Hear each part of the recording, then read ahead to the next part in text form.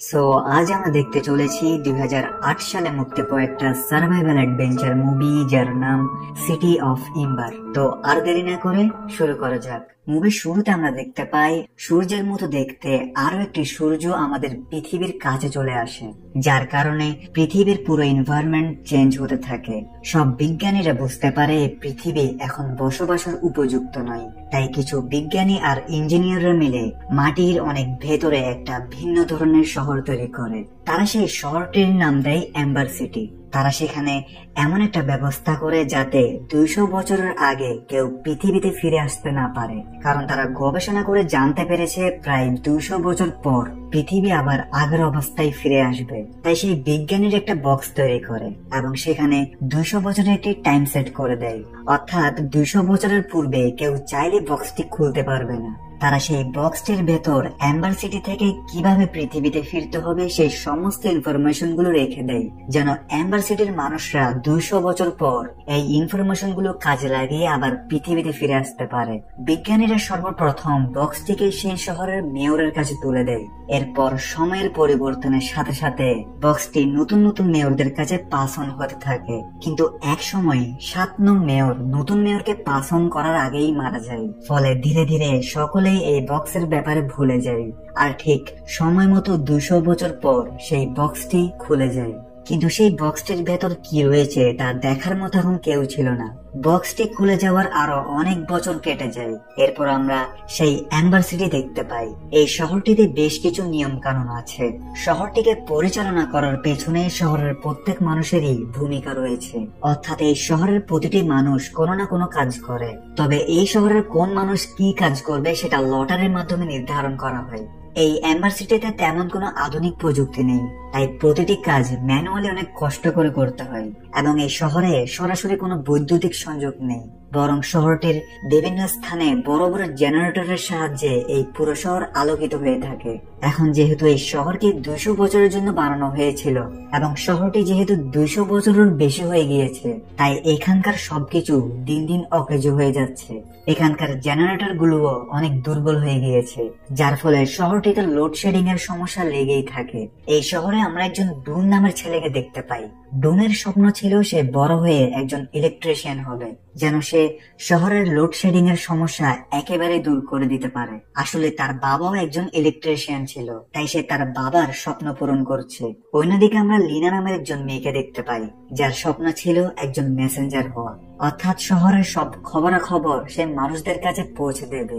যেহেতু এই শহরে লটারির মাধ্যমে কাজ নির্ধারণ করা হয়, তাই আজ তাদের সেই কাঙ্ক্ষিত দিন ছিল। কিন্তু দুর্ভাগ্যবশত লিনার ভাগ্যে পাইপ ওয়ার্কারের কাজ মিলে আর ডুনের ভাগ্যে মেসেঞ্জারের কাজ, যার ফলে তাদের দুজনের খুব মন খারাপ হয়। এখন মেসেঞ্জার হওয়া থেকে ভালো ডুন লিনার সঙ্গে তার কাজ এক্সচেঞ্জ করে নেয়, কারণ সে পাইপ ওয়ার্কার হলেও সে জেনারেটরের কাছে থাকতে পারবে। অন্যদিকে লিনাও এতে অনেক খুশি হয়, কারণ তার মেসেঞ্জার হওয়ার স্বপ্ন এখন পূরণ হয়ে গিয়েছে। এরপর লিনা তার খুশি মন নিয়ে তার ঘরে গিয়ে তার দাদিকে এই খুশির খবরটি দেয়। তার দাদির অনেক বয়স হয়েছে, এই কারণে তার স্মৃতিশক্তি অনেক কমে গিয়েছে। সে লিনাকে বলে, তোমার বাবার কথাটি তোমার সবসময় মনে রাখা উচিত। আসলে লিনার বাবা মারা যাওয়ার আগে সে লিনাকে বলেছিল বাহিরের একটা আলাদা দুনিয়া রয়েছে, আর একদিন আমাদের থেকে সেই দুনিয়ায় চলে যেতে হবে। লিনার বাবা তাকে সেই বক্সটির ব্যাপারেও বলে, যেটার ভেতর বাহিরে যাওয়ার নকশা রয়েছে, কিন্তু লিনা থেকে সব কথাগুলো মিথ্যা মনে হয়। যাই হোক, এর পরের দিন যখন লিন একটা মেসেজ নিয়ে তার আন্টির কাছে পৌঁছায়, তখন তারা সেখানে একজন পাগল লোককে দেখতে পায়। সে পাগলটি সবাইকে চিৎকার করে বলছিল শহরের অন্ধকার জায়গাটিতে যেখানে কারো যাওয়া নিষেধ ছিল, সেখানে সে একটি বড় ক্রিয়েচার দেখেছে, কিন্তু তার কথাই কেউ বিশ্বাস করে না, আর তাকে ধরে সেখান থেকে নিয়ে যাওয়া হয়। লিনা এসে দেখে সেখানে ক্রিয়েচারের শিং পড়েছিল, যে ব্যাপারে সে লোকটি বলছিল, অর্থাৎ লিনা থেকে এখন সেই ক্রিয়েচারের উপর বিশ্বাস হয়েছে। অন্যদিকে আমরা ডুনকে দেখতে পাই, যে তার কাজে পৌঁছায়। সেখানে তার সিনিয়র অফিসার মার্টিন ছিল, যে কিনা খুবই কঠোর ছিল। ডুন এখানে এসে বুঝতে পারে তাদের এই শহর ধীরে ধীরে ধ্বংসের পথে যাচ্ছে, কারণ শহরের পাইপলাইন গুলোতেও প্রচুর পরিমাণে সমস্যা রয়েছে, আর সেই সমস্যাগুলো সমাধান করার জন্য যে প্রয়োজনীয় সরঞ্জামগুলো দরকার সেগুলোর কোনো কিছুই এই শহরে নেই। শহরের পাইপলাইন এবং জেনারেটর গুলোকে ঠিক করতে গিয়ে এখন পর্যন্ত অনেকজনের প্রাণ গিয়েছে, কিন্তু এতে তাদের কোনো উন্নতি ঘটেনি। কিন্তু তাদের শহরের এমন ভয়াবহ অবস্থা সম্পর্কে শহরের কেউ জানে না। মার্টিন ডুনকে আরো বলে, এই সিটি প্রায় ধ্বংসের দিকে, এখানে আমরা চাইলেও এখন কিছু করতে পারবো না। আমরা শহরটির উন্নয়নের জন্য চেষ্টা তো করেছি, কিন্তু উন্নয়নের জন্য পর্যাপ্ত পরিমাণ উপাদানগুলো আমাদের নেই। তাই এখন শুধু আমরা অপেক্ষা করতে পারি, অর্থাৎ আমরা সেই দিনটির অপেক্ষা করছি যেদিন আমাদের শহরটি পুরোপুরি ধ্বংস হয়ে যাবে। যেহেতু শহর ধ্বংস হয়ে যাবে, তাই সেখানকার সকল কর্মচারী হাল ছেড়ে দিয়েছে। এখন তারা শহরটিকে নিয়ে চিন্তা করে না। কিন্তু ডুন এই ব্যাপারটা কোনোভাবেই মেনে নিতে পারছে না। সেই শহরের মানুষদের কথা ভেবে সেই ড্যামেজ হওয়া পাইপলাইন গুলো ঠিক করার কথা ভাবে। তাই সে একটা চালাকি করে মার্টিনের পকেট থেকে অ্যাম্বার সিটির পাইপলাইনের ম্যাপটি নিয়ে নেয়। এরপর সেই ম্যাপের সাহায্যে সামনে যেতে থাকে। এই পুরো শহরে অনেক বড় বড় এবং লম্বা লম্বা পাইপ ছিল।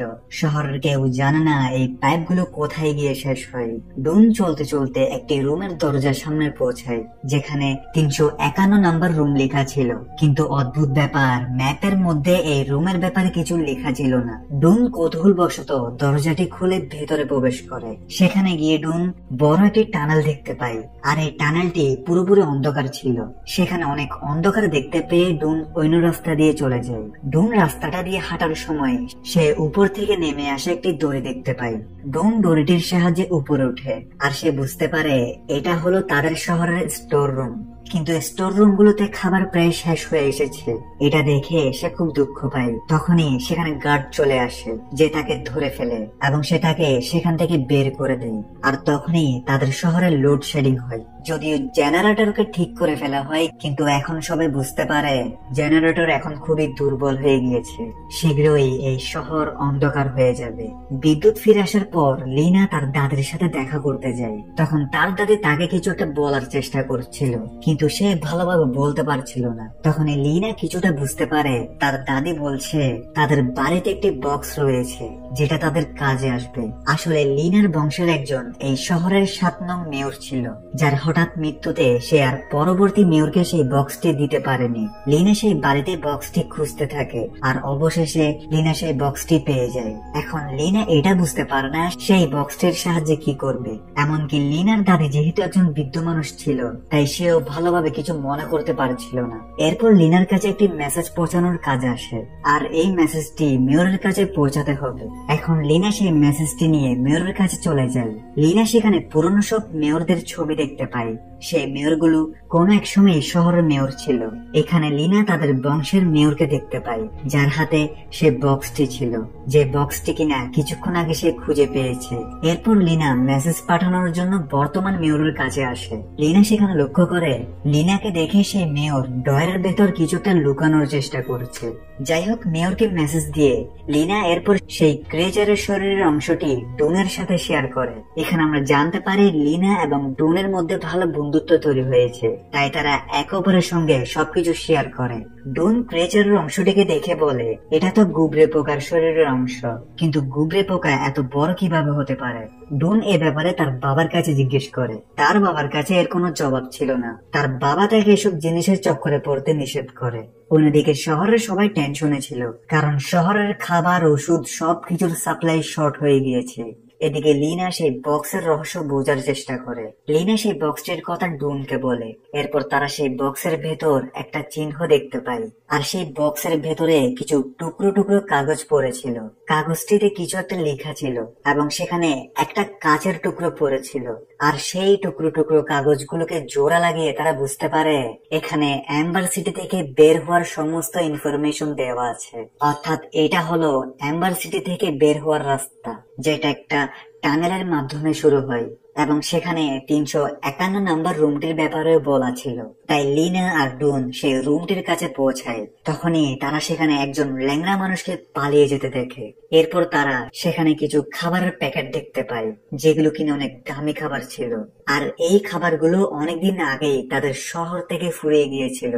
তাই তাদের মনে প্রশ্ন জাগে, তাদের শহরে তো অল্প দামের খাবার পাওয়া যায় না, তাহলে এত দামি খাবার এখানে কিভাবে এলো? তখনই সেখানে সেই ক্রিয়েচার চলে আসে। তাই তারা দুজনেই পালিয়ে সেই স্টোর রুমটিতে চলে যায়। তখনই লিনা দেখে ডুন যে হেলমেটটি পরেছিল সেটা তার বাবার, কারণ সেখানে তার বাবার নাম লেখা ছিল। তাই লিনা তার আন্টির কাছে এই ব্যাপারে জিজ্ঞেস করে, তাকে তার বাবার ব্যাপারে একটা সিক্রেট বলে দেয়, যেটা সে এতদিন লিনাকে বলেনি। তোমার বাবার অনেক শখ ছিল এই শহর থেকে বের হওয়ার, আর তিনি বিশ্বাস করতেন এই শহরের বাহিরেও একটা জায়গা আছে। তাই লিনার বাবা সবসময় সেই জায়গাটির খোঁজ করত, আর সেই জায়গাটা খুঁজতে গিয়েই লিনার বাবা পানিতে ডুবে মারা যায়। এবং সে এই কথাগুলো শোনার পর লিনা তার বাড়ির দিকে ফিরছিল, কিন্তু তখন সে লুপারকে দেখতে পায়। আর লুপার হলো সেই ব্যক্তি যে কিনা এই পুরো শহরের গার্ডের দায়িত্ব পালন করে। লুপারকে দেখে লিনা বুঝতে পারে টানেলের ভেতর সেই ল্যাংড়ানো ব্যক্তিটি লুপারই ছিল। এখন লিনার মনে অনেক সন্দেহ জাগে, তাই সে ডুনকে নিয়ে আবার সেই স্থানটিতে পৌঁছায়। আর এবার তারা টানেলের অনেক ভেতরে গিয়ে দেখতে পায় এই শহরের মেয়র লুপারের সাহায্যে অনেক খাবার সংরক্ষণ করে রেখেছে। এখানে শুধু তারা নিজেদের স্বার্থের জন্য সাধারণ মানুষদের বোকা বানিয়েছে। তখন তারা সেখানে কোনো মানুষের উপস্থিতি টের পেয়ে সেখান থেকে দৌড়ে পালিয়ে যায়। তারা দুজন মিলে তখন লিনার বাড়িতে আসে, যেখানে তারা লিনার বাবার একটি পুরাতন রেডিও খুঁজে পায়, যেখানে ডুন তার বাবার আওয়াজ শুনতে পায়। এবং সে বুঝতে পারে লিনার বাবার সাথে তার বাবাও এখান থেকে বের হওয়ার মিশনে ছিল।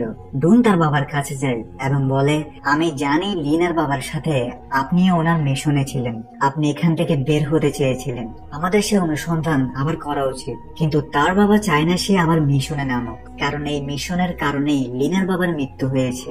অন্যদিকে লিনা মেয়রের স্বার্থপরতার কথা সবাইকে বলতে চাইছিল, কিন্তু মেয়রের লোকগুলো মেয়রের সাথে মিলে রয়েছে। তাই তারা লিনাকে মেয়রের কাছে নিয়ে যায়। লিনা দেখে মেয়রের কাছে একটা বেস রয়েছে, যেখানে সেই কাঁচের টুকরোটির মতো একটা চিহ্ন রয়েছে। তখনই সেখানে লোডশেডিং হয়, আর এই সুযোগেই লিনা মেয়রের গলায় থাকা সেই বেসটি নিয়ে সেখান থেকে পালিয়ে যায়। আর যখন তারা মেয়রের বেসের সাথে সেই কাঁচের টুকরোটি মিলিয়ে ফেলে, তখন সেখানে একটা কমপ্লিট চিহ্ন তৈরি হয়, যেটা জেনারেটর রুমের দরজায়ও ছিল। এদের লাগে এটা হয়তো সেই জেনারেটর রুমের চাবি। অন্যদিকে শহরে মেয়র লিনা এবং ডুনকে ক্রিমিনাল ঘোষণা করে দেয় এবং বলে যে তাদেরকে ধরতে পারবে তাকে পুরস্কৃত করা হবে। এদিকে লিনা লুকিয়ে তাদের শহরে এসে তার ছোট বোনকে নিয়ে তারা সবাই জেনারেটর রুমের কাছে পৌঁছায়, কিন্তু দুজন অনেক চেষ্টা করেও সেই জেনারেটর রুমের লক খুলতে পারে না। তখন লিনা ম্যাপটিকে চেক করে বুঝতে পারে জেনারেটরের কিছু চিহ্নের সাথে ম্যাপটির হুবহু মিল রয়েছে। তারা তখন ম্যাপটিতে দেওয়া ক্লু অনুযায়ী একটা আলমারিকে সরায়। তখন তারা ভেতরে একটি রাস্তা দেখতে পায়, সেখানে অনেক আলমারি রাখা আছে।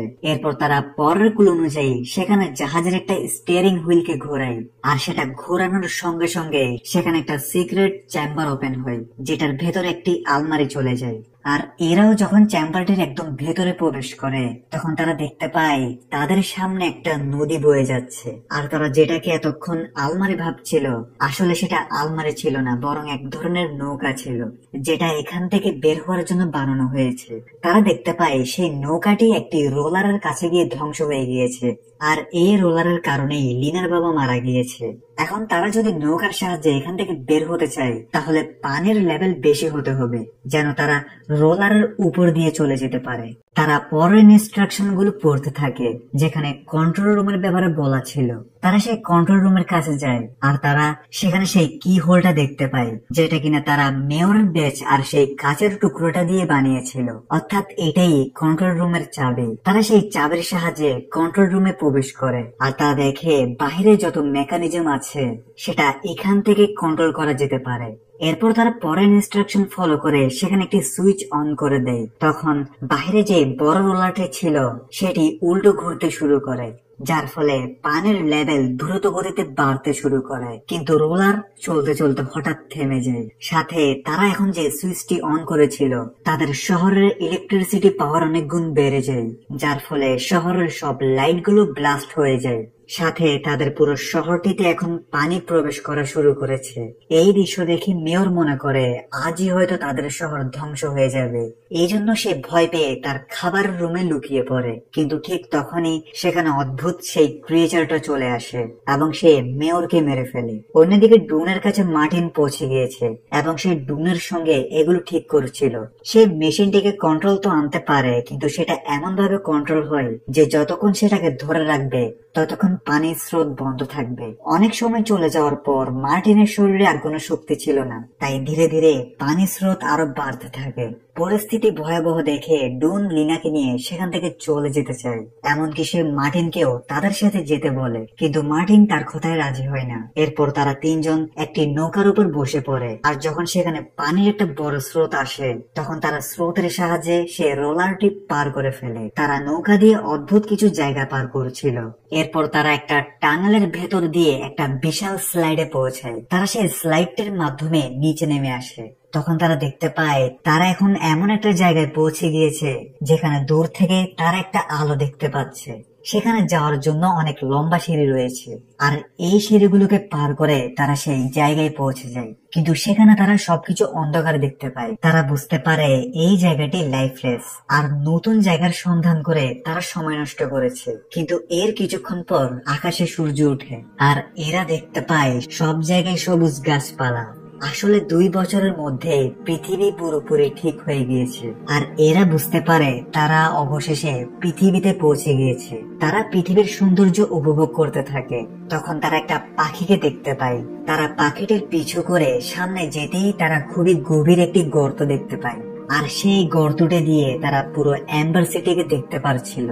এরপর তারা তাদের লেখা একটি চিঠি একটি পাথরের সঙ্গে বেঁধে সেই গর্তের মাধ্যমে অ্যাম্বার সিটিতে পাঠিয়ে দেয়, যাতে করে অ্যাম্বার সিটির মানুষেরা এই নতুন পৃথিবী সম্পর্কে জানতে পারে। আর চিঠিতে দেওয়া ম্যাপের সাহায্যে তারা এই পৃথিবীতে চলে আসতে পারে। আর সৌভাগ্যক্রমে ডুনের বাবা সেই চিঠি কুড়িয়ে পায়, যার ফলে সে বুঝতে পারে পৃথিবীতে ডুন আর লিনা পৌঁছে গিয়েছে। অর্থাৎ অ্যাম্বার সিটির সমস্ত লোক যারা কিনা 200 বছর ধরে পৃথিবীর গভীরতায় বসবাস করছিল, তারাও এখন বাহিরে বের হয়ে আসবে। আর এখানেই এই মুভির সমাপ্তি ঘটে।